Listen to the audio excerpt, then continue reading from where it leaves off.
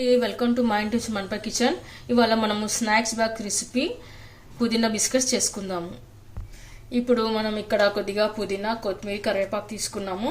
అయితే వీటిని మనం స్మాల్ పీసెస్గా కట్ చేసి పెట్టుకోవాలి. ఇక్కడ నేను 1 కప్పు దాకా గోధుమ పిండి తీసుకున్నాను.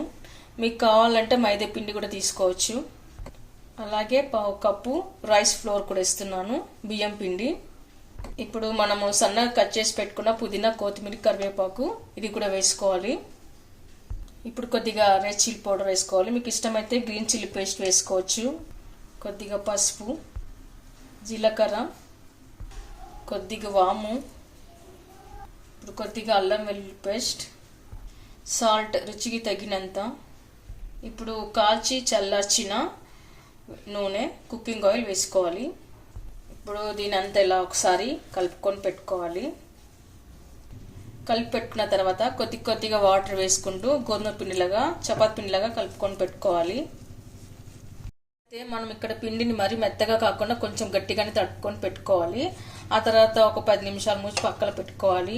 ఇప్పుడు 10 మినిట్స్ తర్వాత మనం పిండిని ఇలా తీసుకొని చపాతీలాగా రుద్దుకోవాలి.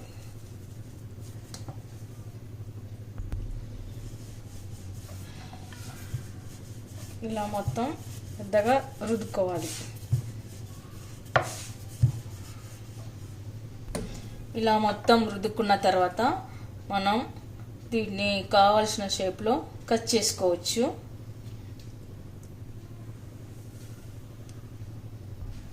నేను ఇలా కొద్దిగా క్రాస్గా కట్ చేస్తున్నాను.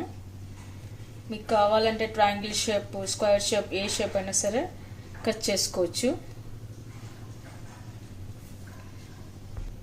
ఇప్పుడు ఇలా కట్ చేసుకున్న తర్వాత మనము ఒక్కొక్కటిగా తీసి ఇలా ప్లేట్లో పెట్టుకోవాలి. దాన్ని మనకు కావాల్సిన షేప్లో కట్ చేసి పెట్టుకున్న తర్వాత వీటిని డీప్ ఫ్రై చేసుకోవాలి. ఇప్పుడు డీప్ ఫ్రైకి సరిపడా ఆయిల్ వేసుకున్న తర్వాత ఇలా మనము ఒక్కొక్కటిగా వేసుకొని కాల్చుకోవాలి. మంచి కలర్ వచ్చే వరకు కాల్చుకోవాలి. ఈ బిస్కెట్స్లో మనకి ట్రావెల్కి చాలా బాగా యూజ్ అవుతుంది. అలాగే పిల్లలకు స్కూల్ బాక్స్, స్నాక్స్ బాక్స్ కట్టడానికి, స్కూల్లో పిక్నిక్ అక్కడికి తీసుకెళ్తుంటారు కదా, అప్పుడు కూడా ఇలా చేసి కట్టడానికి చాలా బాగా యూజ్ అవుతుంది.